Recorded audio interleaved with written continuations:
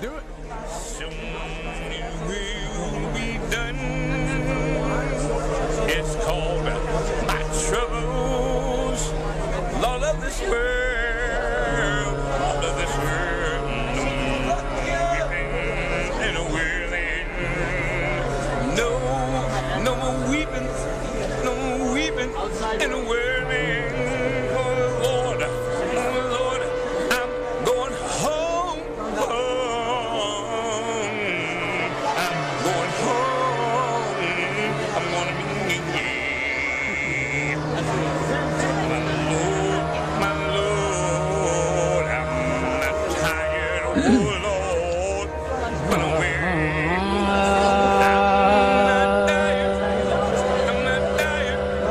I'm not tired, but I'm weary. Oh Lord, I wanna see you.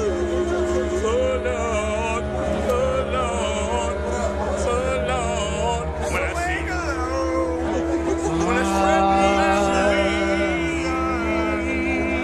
spread my wings, oh Father God, dear God in heaven, I want to spread my wings and I want to come home.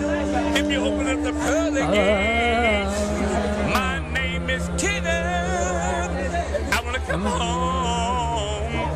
I want to come home. And I want to have my wings, Father God. Dear God in heaven, here we come. All we know. Every time when I come home, every time when I come home, when the man told me upstairs, I'm your father, I'm your father.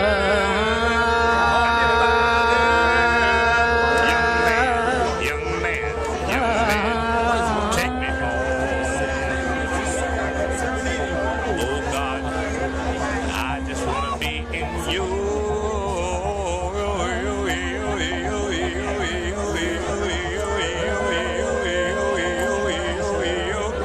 Your life. Father God, I love you.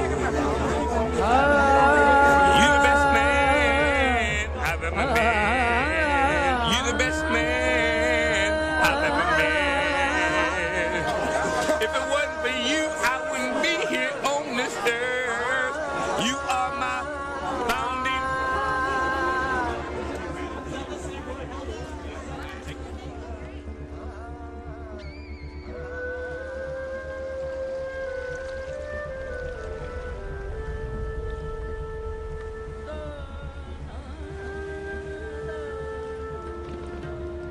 Oi!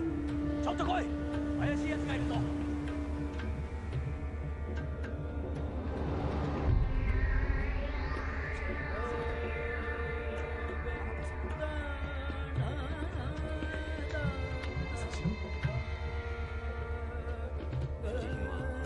これとこれです。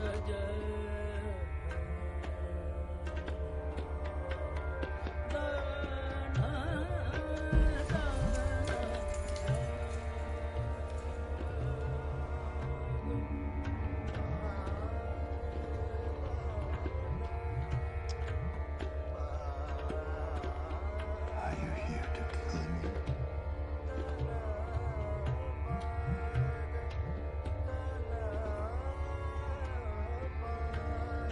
I know what this is. I've seen one before. Many years ago. Long time I dreamt it out from a dream. Was as though someone conditions. What is the most resilient parasite? A bacteria?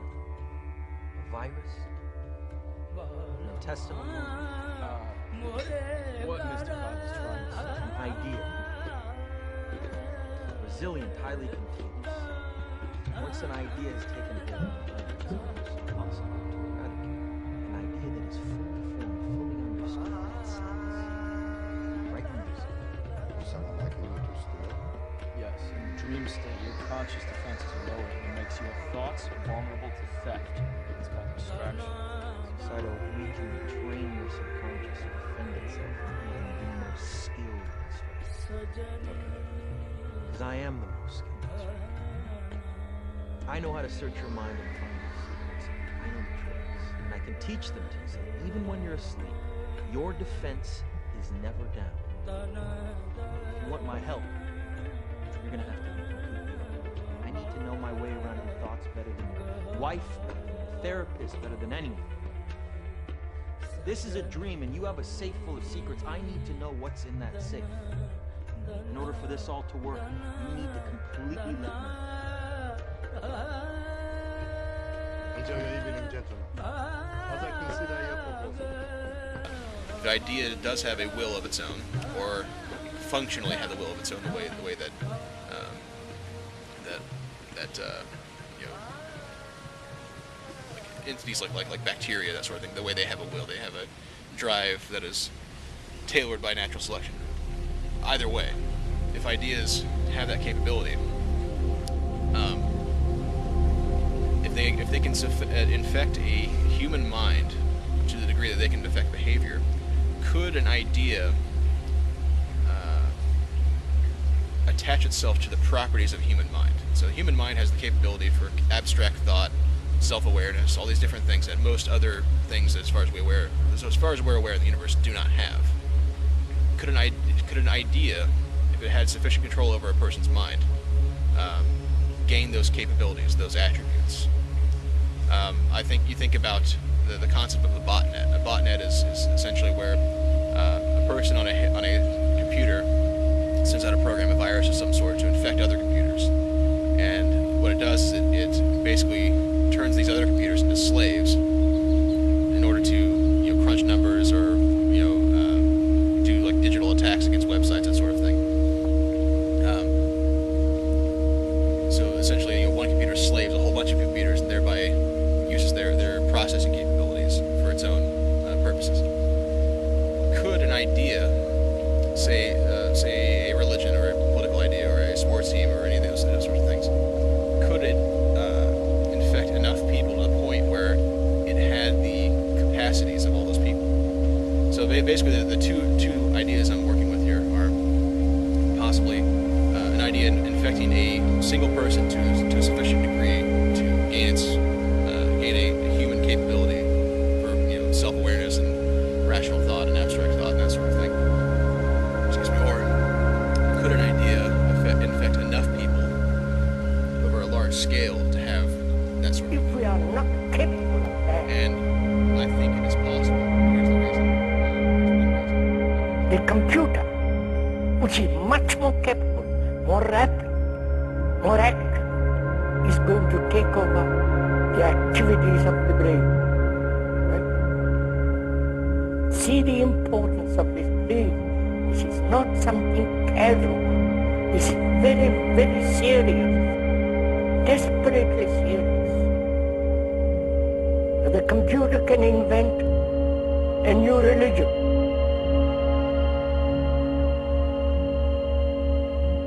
It can be programmed by an expert Hindu scholar,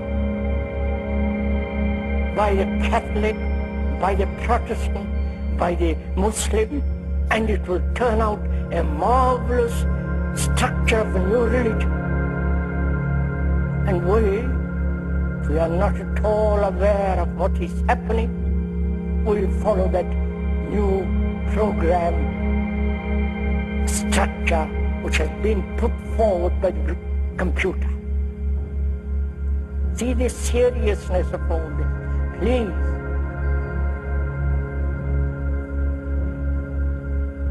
So our consciousness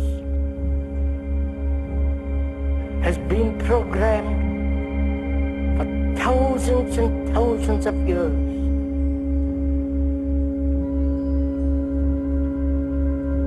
And we have been conditioned, programmed, wired, if you like to put it that way,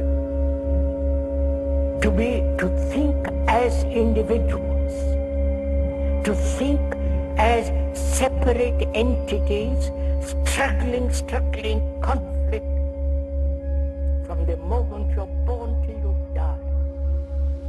Fairly recently, there was the Citizens United Act, which basically enabled corporations to be considered persons as in the capacity for contributions to campaigns and that sort of thing. Well, you think about a corporation that's founded by a certain person who has a particular vision.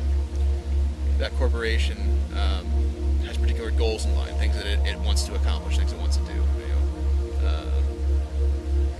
Profit and producing holiday products and having a particular image, whatever goals a corporation has. Well, when that person dies, that corporation continues. The original person who had the vision that created the corporation is dead. The corporation persists. And in enough time, all the employees of that corporation can be completely replaced. So the human element is completely, seems completely interchangeable.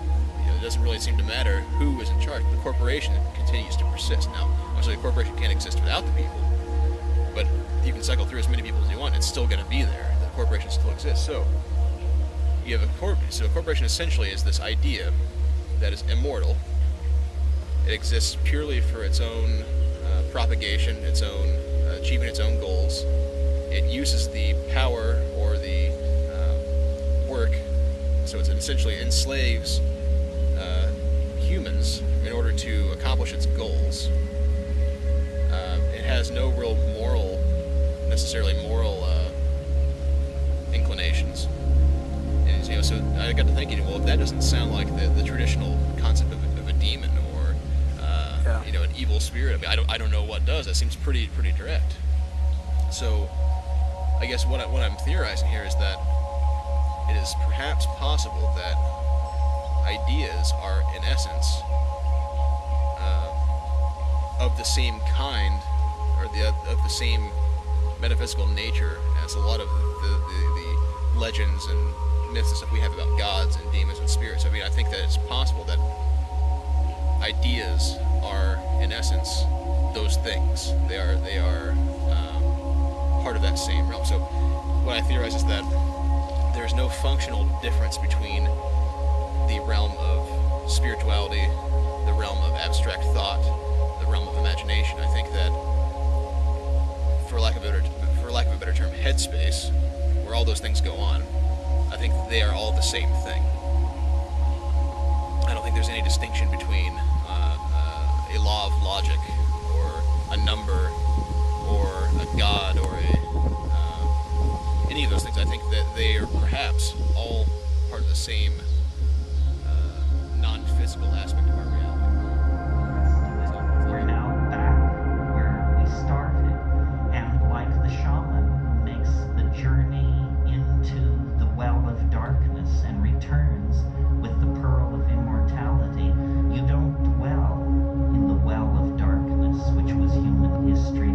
You capture the essence of the thing, which is the godlike power of the shaman smith, the technologist, the demon artificer, the worker of metals, the conjurer of spirits, and you carry that power back out of history, and it's in that dimension, outside of history, that you create true humanness and true community, and that's the adventure that we are in the act of. So what I call these ideas that have, through various means, developed a consciousness or a will of their own, I call them biodes.